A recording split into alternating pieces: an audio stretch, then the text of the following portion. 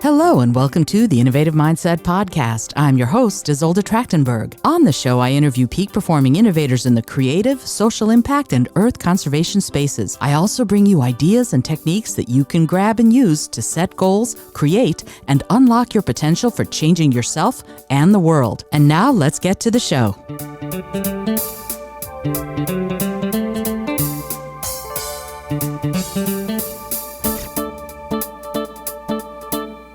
One of the things that I'm trying to do is I'm trying to get myself on podcasts so that when the book comes out, the episodes will be out. I don't want to be talking about this right now. Like the book is out. The book is still in editing. So it's going to be a while. And I was on my friend Karen Bryson's podcast. She's called The Curious Professor. And she said, come on the show. We'll talk about your book. And I'm like, oh, I'm not ready to talk about my book. And so she said, okay, we'll talk about tarot cards. Great. We talked about tarot cards. So I was able to tease about the book, but I didn't talk so much about the book because it won't be out for months and months. So I said, I'll come back on your show. She said, great. So I already have another interview slated with her for the spring so that when the book actually comes out, I can be back on the show. Again, once you develop a relationship, I've had multiple people on my show more than once. You've got cool new stuff coming out. I'd love to have you on the show again. Why not? I already know you were a great guest. Be delighted to have you on the show. All right. So here's a query to one of my successful pitches that I ended up in an article. The query was this, and HARO or Help a Reporter Out. I think it's helpareporterout.net. It was started by Peter Shankman, who's a futurist, a multi-cajillionaire, serial entrepreneur, amazing guy. He hosts a podcast called Faster Than Normal about ADHD and making it your superpower because he has ADHD. He started this thing called Help a Reporter Out, where journalists who are looking for sources for stories post queries. People who could be experts on the query pitch themselves to be in an article or a podcast or a story or whatever it is that's going on. Sometimes people pitch, I'm writing this book and I want you to be someone who's an expert on ham radio. If you're an expert on ham radio, I want you to talk to me about how you'd use it in the 21st century. If we had an apocalypse, great, I can pitch that.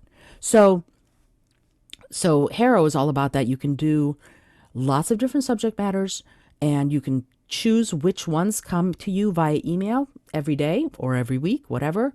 This was one of these HARO queries, and here was the query. I'm looking for women who participate in the gig economy. What is your job? Why did you choose gig work over regular employment? What are the pros and cons of being a gig worker? Also, I'm interested in hearing thoughts from workplace analysts and HR leaders on why the gig economy draws so many female participants. What are some of the benefits and disadvantages they face by choosing this type of employment arrangement? Now, this was a huge article she was writing, and she ended up with multiple quotes, multiple people that she used as sources. And here was my pitch. I had a timely headline, and the headline was, in 2021, the gig economy provides two crucial benefits to women. I didn't tell her what they were. She's going to need to read the email in order to know what those two crucial benefits to women are. And then relevant pitch with a point of view. In 2021, women need flexibility and opportunities. I've been working in the gig economy as a workshop facilitator, speaker, and musician for years. I chose it because I have a variety of professional interests. I wanted the challenge of excelling in each of them while I serve my client base. The gig economy provides several benefits, including, and then I gave out relevant reasons, and I said the only con, because she asked for that, is a lack of safety net and infrastructure. It takes courage to be your own boss, accountant, marketer, and support staff. You must be willing to leave safety behind, or you will stress yourself out daily. But you live and work on your own terms, and that makes all the difference. And then I gave her my credentials, right? I'm an innovation evangelist. I host this podcast. I worked for NASA as a master trainer for many years, blah, blah, blah. All this stuff is in there. What she used was the thing in purple. It takes courage to be blah, blah, blah. That's all she used. She quoted me. She linked to my website. She used that quote, and I closed the article. That was the close of the article. So it's great. Having that elevation in Google also helps whenever you have reciprocal links, because you know what I did.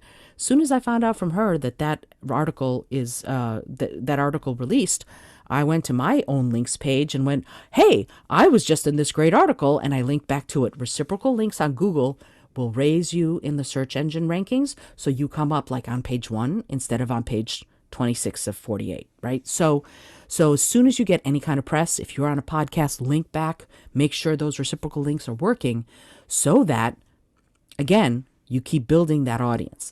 But that sentence that I put in, I didn't know what part she was going to use. She used that part. Great. I'm still in the article. I got press. Woohoo! And I'm on to the next thing. They like me. Yay! You've gotten past the initial hurdle, and now they want a one sheet. What's a one sheet?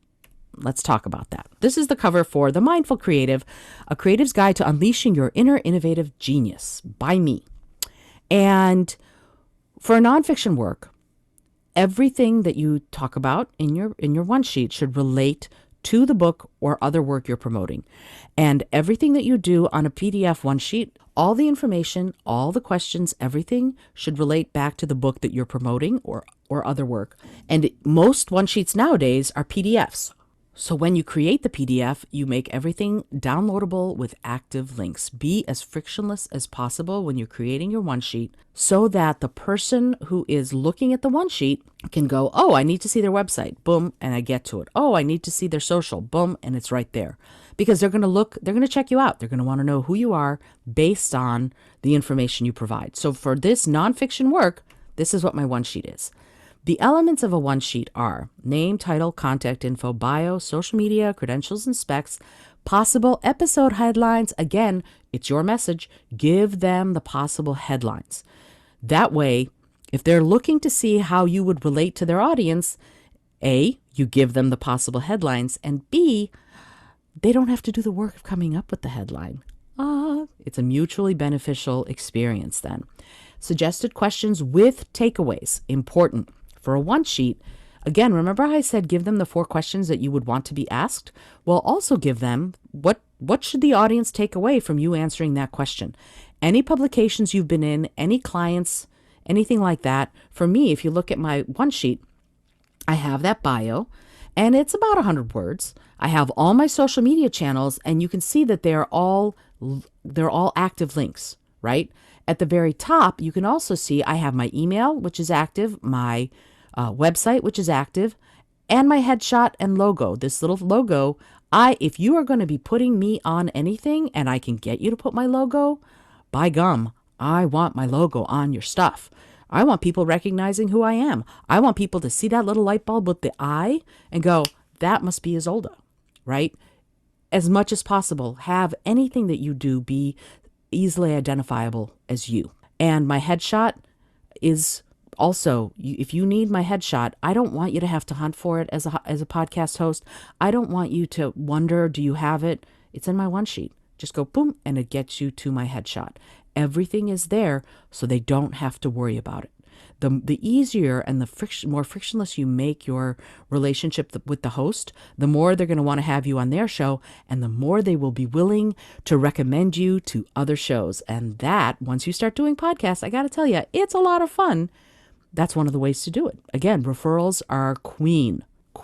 So if you were going to be looking at this one sheet, my bio is geared in the nonfiction one sheet for the Mindful Creative. It's all geared towards that Mindful Creative, right? And it talks about the podcast because it's innovative mindset. All of that stuff is focused on my nonfiction. And you're going to have this PowerPoint, so I'm not going to ask you to be able to look at all these questions, but I'm going to ask you to look at, for example, possible headlines. I wanted to give them easy headlines. The 5 pillars of building an engaged, collaborative, and innovative team. Don't you want to know what those 5 pillars are? You kind of go, oh, what are they? Right? From the Fortune 500 to the Little League, the 4 surprising skills every leader needs to succeed. Surprising skills? How are they surprising? You know, anything that you can go and create a bit of mystery about is going to be helpful to you because they're going to want to know more. The same goes with the interview questions. If you're going to look at coming up with questions, come up with the possible answers, because that way, once they ask the question, they kind of know what you're going to be talking about. It will give them assurance that you're not going to go way off in left field. And it will also provide them jumping off points for further research to ask you better questions so that you have a better interview. So if I were going to say, okay, What the first suggested interview question is, what is the mindful creative framework and how does it help entrepreneurs and business leaders succeed? And then it says, Izolda will share the concepts behind being agile, innovative, and mindful. And the takeaway is innovation equals creative inspiration plus mindful action. Boom. It doesn't have to be big. It just has to be something that will explain to them what they should expect their audience to know about once they've asked that question and I've answered it. So you get to come up with that. It makes everything easier for you. It also makes everything easier for the podcast host. It makes it easier for them to know that they're going to have a great interview. And it makes it easier for you to know that you're going to get your message out there in the way you want to. Win, win, win, win, all of that.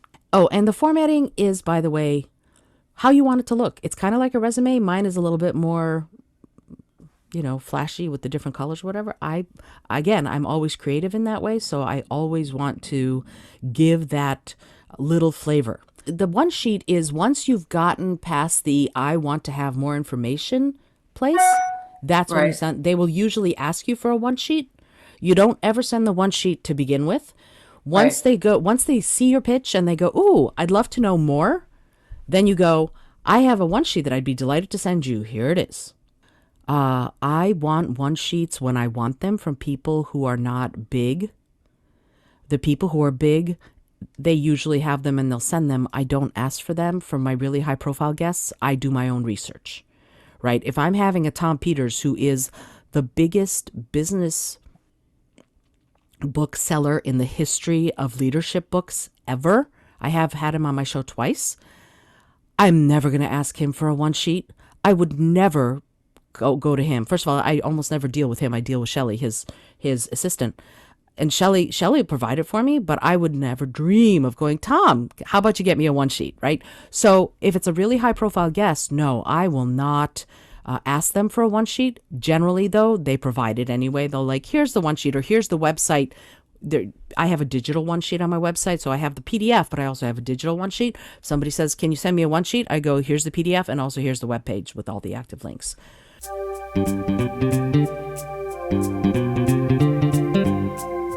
Thank you so much for joining me today. I really appreciate you being here. Please subscribe to the podcast if you're new, and it would mean the world to me if you told a friend about it. Today's episode was produced by Izolda Trachtenberg and is copyright 2022. As always, please remember this is for educational and entertainment purposes only. Past performance does not guarantee future results, although we can always hope. Until next time, remember to be bold, be creative, and most of all, be kind.